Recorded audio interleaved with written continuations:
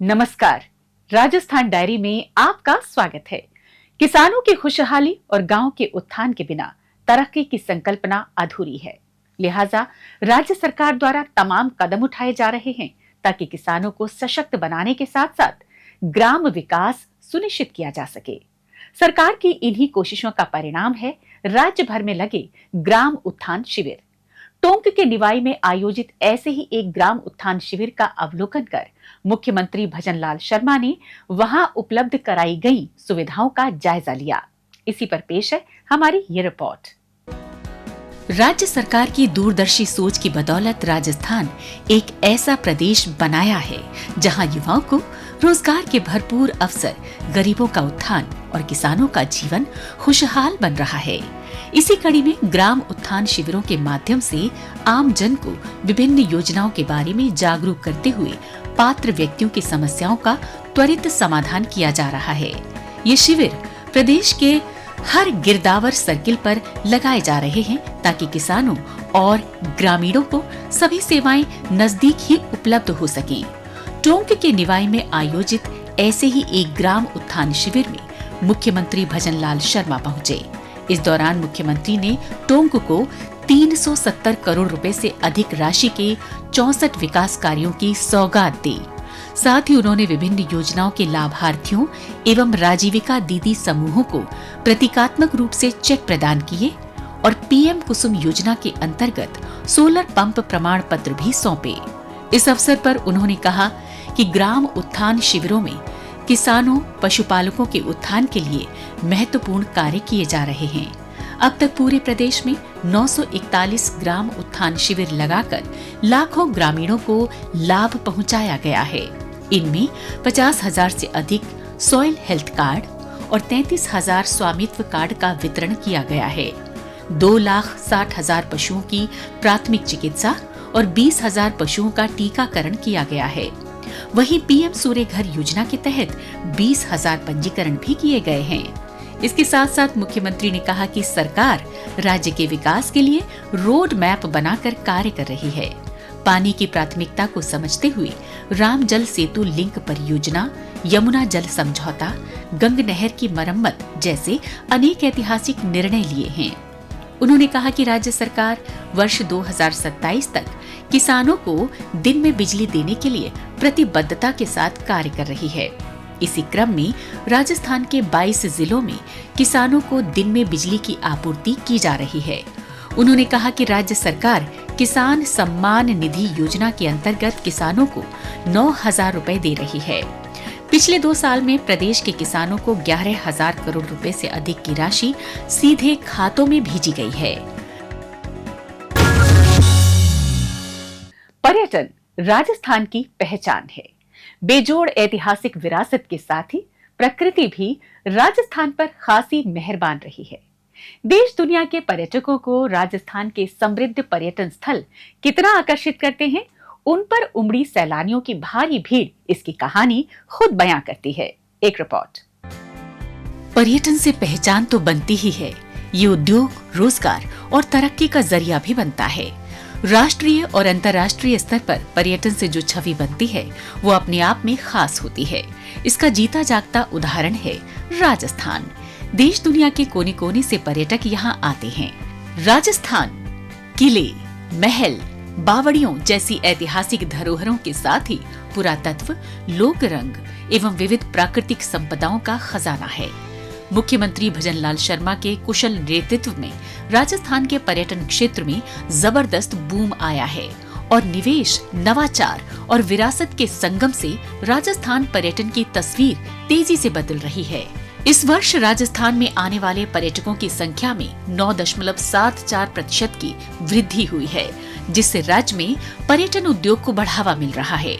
Rising Rajasthan अभियान, नई पर्यटन नीति, ऐतिहासिक स्मारकों में लौटती रौनक, धार्मिक व ग्रामीण सर्किट और फेयर फेस्टिवल्स के विस्तार ने प्रदेश को पर्यटन के एक नए युग में पहुंचा दिया है, जिसके चलते प्रदेश में घरेलू पर्यटकों की जबरदस्त बढ़ोतरी हुई है। राज्य में घरेलू पर्यटकों की वृद्धि एक अच्छा अवसर है, जिसका लाभ राजस्थान को होगा। सरकार के प्रयासों से प्रदेश में घरेलू पर्यटन की रिकॉर्ड वृद्धि एक उपलब्धि और अवसर के रूप में उभर कर आई है, जिससे आने वाले वर्षों में राजस्थान पर्यटन की नई ऊंचाइयां छूने की ओर अग्रसर होगा। इतनी बड़ी तादाद में पहुंचे सैलानियों से साफ जाहिर है कि राजस्थान न केवल भारत बल्कि विदेशी पर्यटकों के बीच भी एक पसंदीदा पर्यटन गंतव्य है।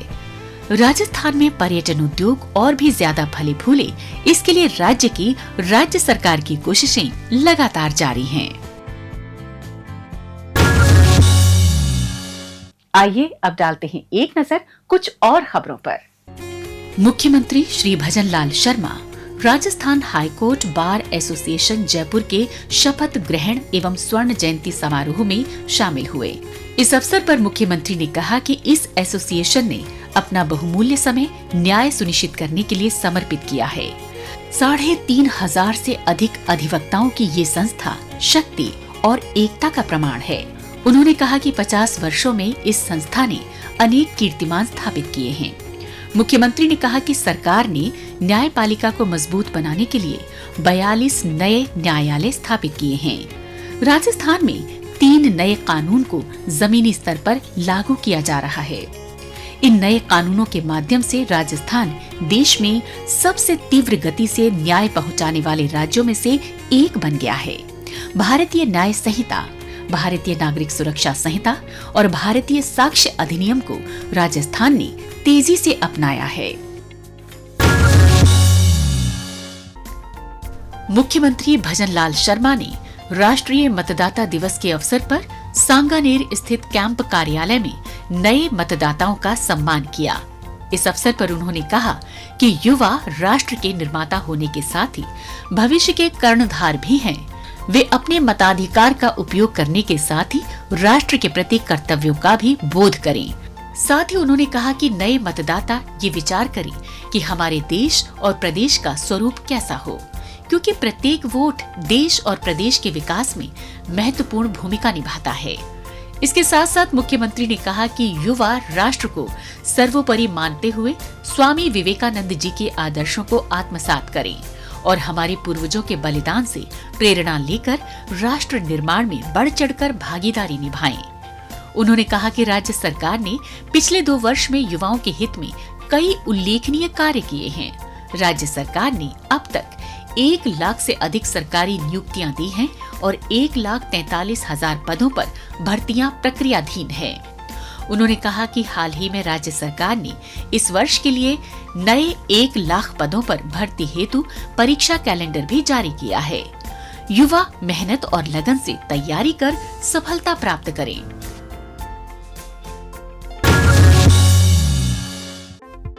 प्रधानमंत्री नरेंद्र मोदी ने मन की बात कार्यक्रम की 130वीं कड़ी में देशवासियों को संबोधित किया।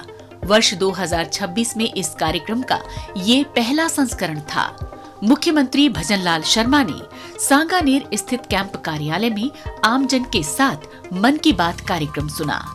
इस दौरान प्रधानमंत्री ने अपने संबोधन में देशवासियों को राष्ट्रीय मतदाता दिवस यानी 25 जनवरी पर युवाओं से 18 वर्ष की आयु पूरी होने पर मतदाता पंजीकरण कराने तथा पहली बार वोटर बनने को उत्सव की तरह मनाने का आह्वान किया। उन्होंने कहा कि मतदाता लोकतंत्र की आत्मा होता है और राष्ट्रीय मतदाता दिवस देश के लोकतंत्र के लिए बहुत महत्वपूर्ण दिन है। इस अवसर पर प्रधानमंत्री ने श्री अन्न यानी मिलेट्स के बढ़ते महत्व पर चर्चा करते हुए राजस्थान के रामसर के किसानों के नवाचारों को सराहा। उन्होंने कहा कि Ramsar organic farmer producer company से 900 से अधिक किसान जुड़े हैं। ये किसान मुख्य रूप से बाजरे की खेती करते हैं और बाजरे को प्रोसेस करके रेडी टू ईट लड्डू तैयार किया जाता है, जिसकी बाजार में बड़ी डिमांड है। इस अवसर पर मुख्यमंत्री भजनलाल शर्मा ने कहा कि मन की बात कार्यक्रम में प्रधानमंत्री नरेंद्र मोदी का संबोधन आत्मनिर्भर और विकसित भारत के संकल्प को नई ऊर्जा देता है। उन्होंने कहा कि प्रधानमंत्री ने एक पेड़ मां के नाम अभियान में देश भर में 200 करोड़ पौधे लगाए जाने का जिक्र किया है। राजस्थान में भी राज्य सरकार ने इस अभियान से प्रेरणा लेकर 5 वर्ष में 50 करोड़ पौधे लगाने का संकल्प किया है। प्रदेश सरकार ने पिछले वर्ष लगभग 7 करोड़ और इस वर्ष लगभग 12 करोड़ पौधे लगाकर कुल 19 करोड़ से अधिक पौधारोपण किया है। इसके साथ ही मुख्यमंत्री ने कहा कि रामसर के किसानों द्वारा श्री अन्न यानी बाजरा को प्रोसेस कर रेडी टू ईट उत्पाद तैयार करना उनकी मेहनत, नवाचार और आत्मनिर्भरता का उत्कृष्ट उदाहरण है। प्रधानमंत्री का ये उल्लेख राजस्थान के अन्नदाताओं के परिश्रम को राष्ट्रीय मंच पर सम्मान देने जैसा है। उन्होंने विश्वास जताया कि श्री अन्न आधारित नवाचारों से प्रदेश में किसानों की आय बढ़ेगी, ग्रामीण अर्थव्यवस्था सशक्त होगी और स्वस्थ राजस्थान, समृद्ध राजस्थान के संकल्प को नई गति मिलेगी।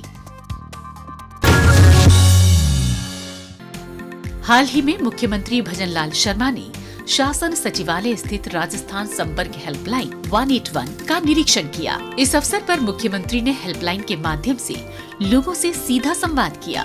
मुख्यमंत्री ने आमजन से बात कर उनकी समस्याओं को गंभीरता से सुना और अधिकारियों को उनकी समस्याओं के त्वरित समाधान के निर्देश दिए। मुख्यमंत्री ने आमजन से राज्य सरकार की विभिन्न जन कल्याणकारी योजनाओं का फीडबैक भी लिया।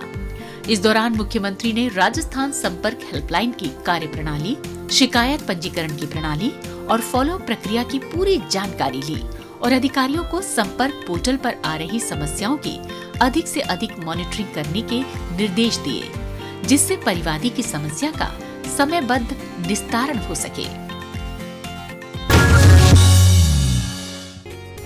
राष्ट्रपिता महात्मा गांधी की पुण्यतिथि यानी शहीद दिवस के अवसर पर मुख्यमंत्री भजनलाल शर्मा शासन सचिवालय पहुंचे और सचिवालय स्थित महात्मा गांधी की प्रतिमा पर पुष्प अर्पित कर उन्हें नमन किया।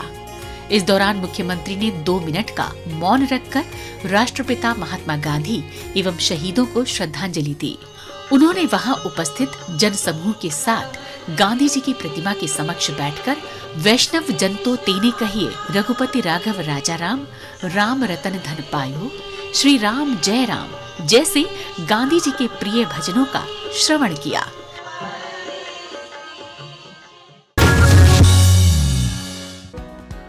हाल ही में मुख्यमंत्री भजनलाल शर्मा ने दिल्ली का दौरा किया।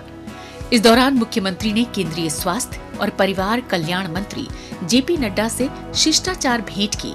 इस दौरान मुख्यमंत्री ने केंद्रीय स्वास्थ्य और परिवार कल्याण मंत्री से प्रदेश में स्वास्थ्य सेवाओं के सुदृढ़ीकरण, आधारभूत स्वास्थ्य ढांचे के विस्तार एवं राष्ट्रीय स्वास्थ्य मिशन के प्रभावी क्रियान्वयन पर विस्तृत चर्चा की।